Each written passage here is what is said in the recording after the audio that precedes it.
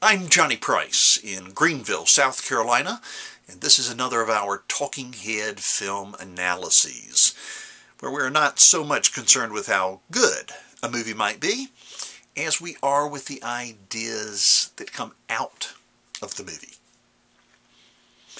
50/50 is a film whose driving force has been one of its stars, Seth Rogen. It seems that a number of years ago, one of his close friends, Will Reisner, dealt with the diagnosis of cancer at a rather young age. And it just so happens that Mr. Reisner is the screenwriter for 50/50. In the production notes, Seth Rogen is quoted as saying, "We thought the best way to pull something good out of the situation was to get him to write a screenplay."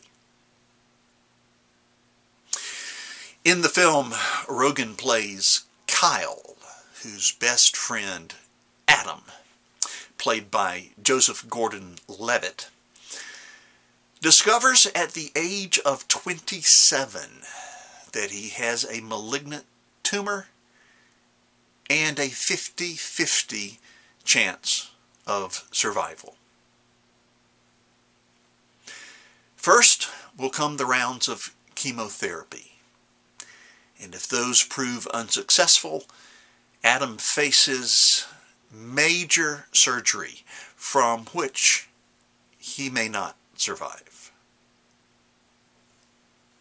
Now, during this ordeal, Adam begins to visit a young, very attractive counselor therapist. Actually, a counselor in training, since this is a teaching hospital. And she is played by Anna Kendrick. So, these are the circumstances that frame the story. 50/50 is a rather unconventional mix of conventions. It is a buddy movie, in part, with a bit of chick flick mixed in. And it has the abundance of crudeness that we've come to expect from a film with Seth Rogen. The overwhelming majority of the profanity coming out of his own mouth. But it is also refreshing in its balance of humor and the seriousness with which it takes the disease of cancer. I've no complaints, not really, about what the film addresses. For example, the rather sterile, impersonal approach that many doctors develop when they are faced with life and death cases day after day, year after year. Or the need for people in need to open up and be honest and allow the people who love them to take care of them. It's what's left out of 50/50 that bothers me. Now, I'm willing to grant that there is the possibility that there are some 20-somethings out there who, when diagnosed with a life-threatening disease, will deal with it largely as something to use as bait in order to get laid, or in order to get medicinal marijuana, which they can share with their friends and get high. All of that, of course, along with the fear and the dread. What I have a hard time believing is that there would be virtually no introspection at all.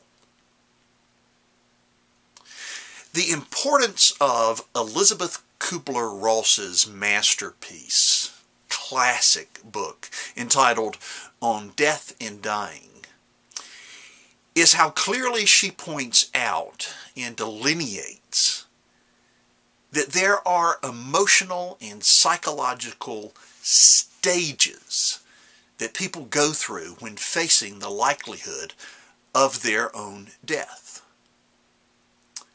This film, 50-50, seems to be unaware of these.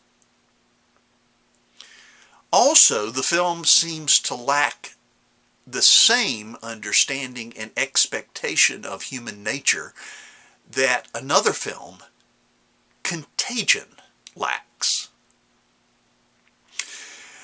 In my analysis of that film, I quoted Samuel Johnson when he said, "When a man knows he is to be hanged, it concentrates his mind wonderfully."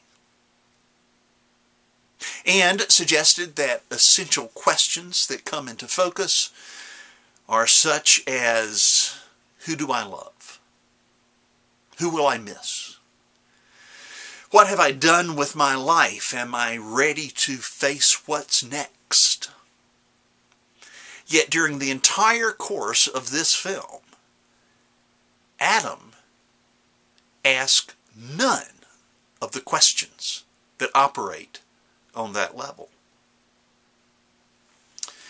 Now, given that the script was written by a cancer survivor, maybe these questions or others of similar substance really never did occur to him. But I find that awfully hard to believe.